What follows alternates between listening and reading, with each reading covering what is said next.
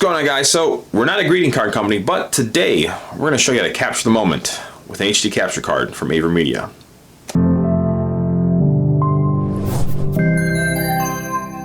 What's up, guys? Juan from BlueprintPC here. So today, like I said, we're all about capturing the moment, and we're not using a camera, we're using a capture card from Avermedia. It's the Aver Capture HD.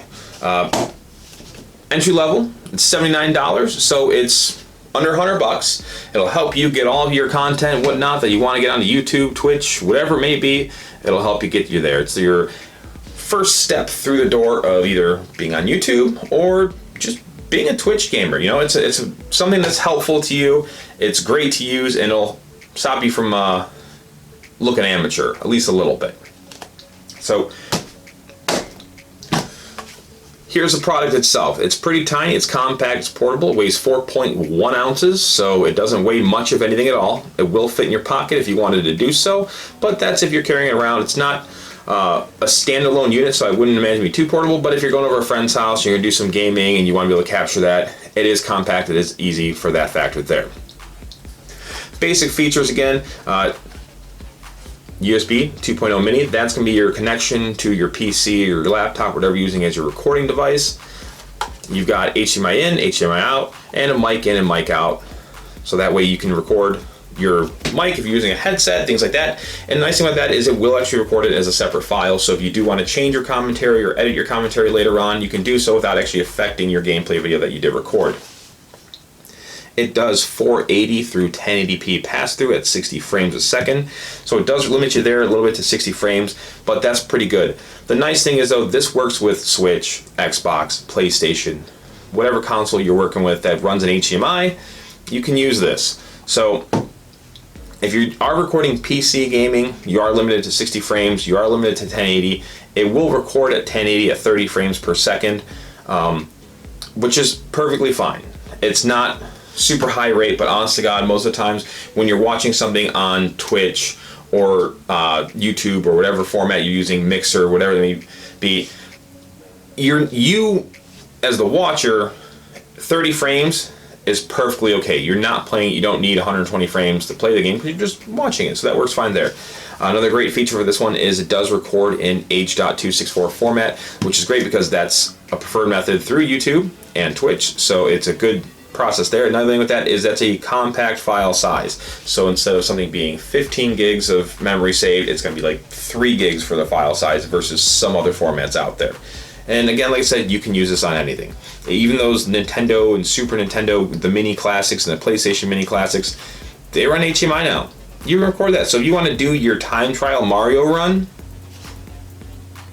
you don't need 60 frames for Mario. And that's definitely not 1080. It's like 6480 something. It's low. It's not good, but it's Mario, so it is what it is. So again, it's $79, so it's a good entry-level price. There are cheaper ones out there, but the cheaper ones out there are not this quality. Avermedia has been doing this for a long time now. They give you a good end result. They give you great software to work with as a starting entry-level point, and versus those other super generic ones that are gonna be like 50 or 60 bucks, the 10 bucks more you're going to spend or 20 bucks more you're going to spend depending on which version you buy is totally worth it for this one. But let's get into it. Let's show you some gameplay. Let's get it hooked up, and then we'll help you decide. Alright, guys, I've got this all plugged in here. It's going to look a little crazy here because I'm just doing this all on my desk really quick here. So here's the unit itself. You have your HDMI in, which is coming in from your source. So that's going to be your console, your PC, whatever you're using that's displaying your game. This is your out. That's just going to go back to your monitor, your TV, whatever you're using. And then there again is your connection here going into the PC, laptop, whatever you're using as your recording device. So when it's all booted up, ready to go, you're going to see it's going to show a little blue circle here along with their little record button in the middle here, which is nice because again, we'll get to that, but it's a nice feature to have it there. So let's jump into the software really quick here, and we'll go ahead. I'll show you the basic rundown of it, and yeah, you'll learn some stuff. So this is your main menu screen here. Just gives you the normal like what's new information, which is not important. Here's your capture and stream. So here you go. These are your menus to go ahead and change between your stream and your capture settings. It gives you a quick rundown as to what your current default settings are that you have selected. You can set up multiple profiles if you do want to have, if you're using Twitch or YouTube or whatever it is, and you want to have different settings for different formats if you're going through multiple. Does have a video folder here which will take you straight to whatever videos you're currently using. But today we're going to go into Capture really quick here, just give you a rundown. Wizard, pretty self-explanatory. It's kind of your tutorial, tells you how to do things, what it does, walks you through it step by step. Again, this is nice because this is entry level. This will help you start to finish, get up and running, and getting yourself posted, especially with streaming or capturing, whatever it is. It'll walk you through it, it'll hold your hand, and get you on the road. One click is when you do set up your default settings, you can go ahead and hit click, boom, it'll start recording. Same thing if you just hit the red button in the middle here. Advanced goes into the settings.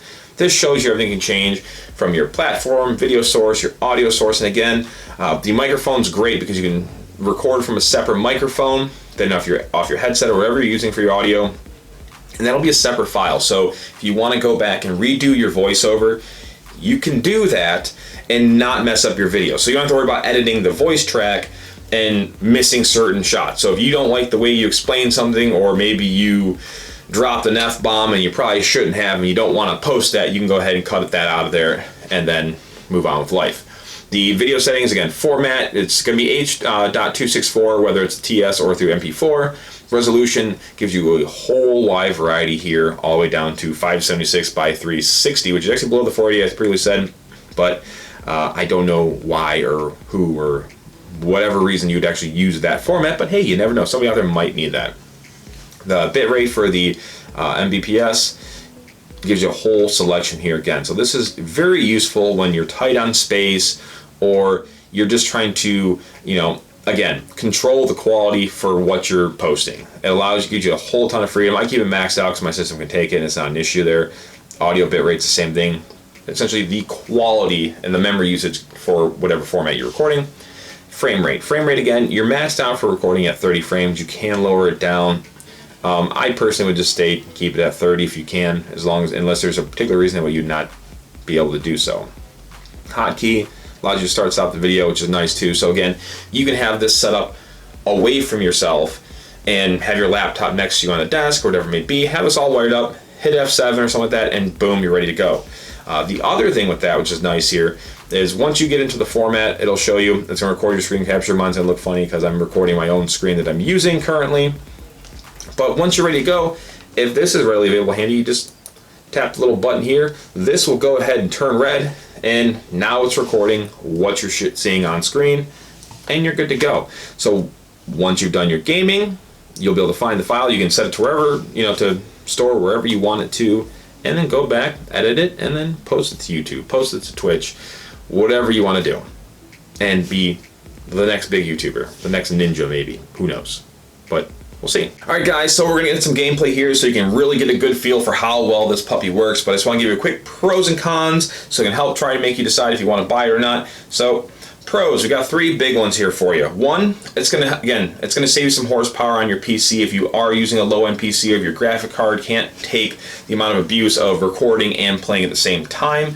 Two, 79 bucks. There's not a lot on the market there that's cheaper than that. The things that are cheaper than that, you're not going to get the build quality, the usability, and the support in software that you'll get with this one from Avermedia here. The other aftermarket ones and like lower branded ones are going to be, again, they're going to be cheap, they're going to be super flimsy and not durable. This, again, I beat it up pretty good, surprisingly enough, for what it is, and it's held up.